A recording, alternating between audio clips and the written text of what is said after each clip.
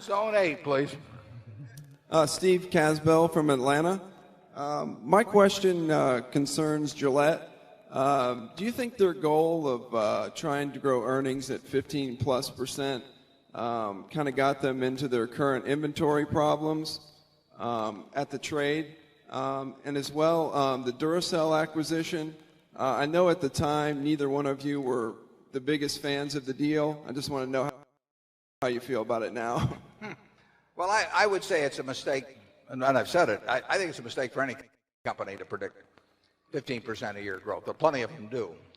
For one thing, you know, unless the U.S. economy grows at 15% a year, eventually any 15% number catches up with you.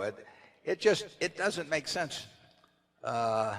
Very, very few large companies can compound their earnings at 15%. It isn't going to happen. You can look at the Fortune 500, and if you want to pick 10 names on there that will compound their growth from other than some extraordinarily depressed year. I mean, if they had a year where they just broke even, so the number is practically zero. But if you pick any company on there that currently has record earnings, and you want to pick out 10 of them that over the next 20 years will average 15% or greater, I will bet you that more than half of your list will not make it. So I think it's a mistake, and as I've said in the annual report, I think it leads people to stretch on accounting. I think it tends to make them change trade practices, and I'm not singling out Gillette in the least, but I can tell you that if you look at the companies that have done it, you will find plenty of examples of people that have made those sort of mistakes. And I think that in connection with Duracell, I mean, obviously Duracell has not turned out the way that the management of Gillette at the time hoped that it was going to do, and who the investment bankers who came in and made the presentations, those presentations would look pretty silly now. Charlie? I think that kind of stuff happens all the time. It will continue to happen. It's just built into the system.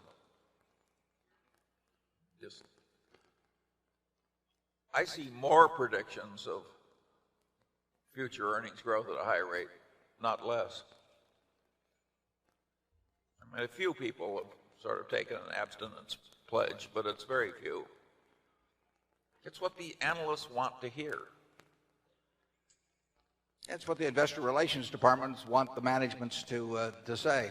It makes their life easier, you know, but they don't have to be there 5 years from now or 10 years from now doing the same thing.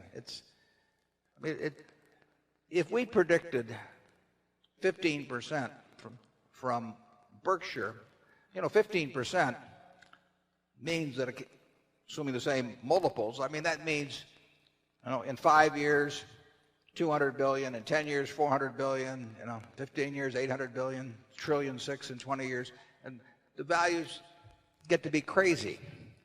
And, you know, if you have a business with a market value of 400 or 500 billion, and you had a few of those not so long ago, just think of what it takes to deliver in the way of future cash at a 15% discount rate to justify that. If you've got a business that's delivering you no cash today and it's selling for $500 billion, you know, to give you 15% on your money, it would have to be giving you $75 billion this year. But if it doesn't give you $75 billion this year, you know, it has to be giving you $86.25 billion next year.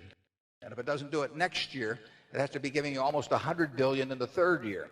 It just, those numbers are staggering. I mean, the implications involved in certain market valuations really, you know, belong in Gulliver's Travels or something. But people take them very seriously. I mean, people were valuing businesses at $500 billion a year or a year and a half ago, and there's just no mathematical, almost no mathematical calculation you can make that would, if you demanded something like 15% on your money, there's almost no mathematical calculation you could make that would possibly lead you to justify those valuations.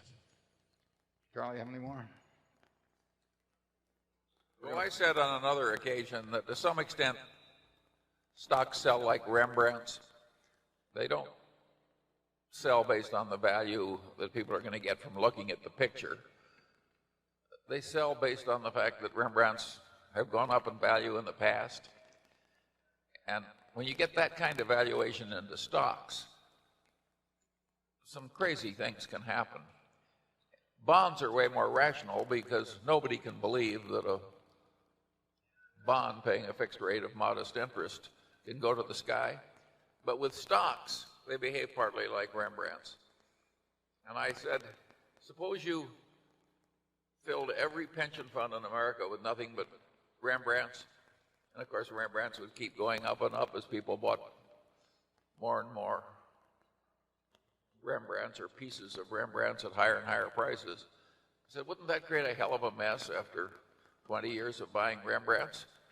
And to the extent that stock prices generally become sort of irrational, isn't it sort of like filling half the pension funds with Rembrandts?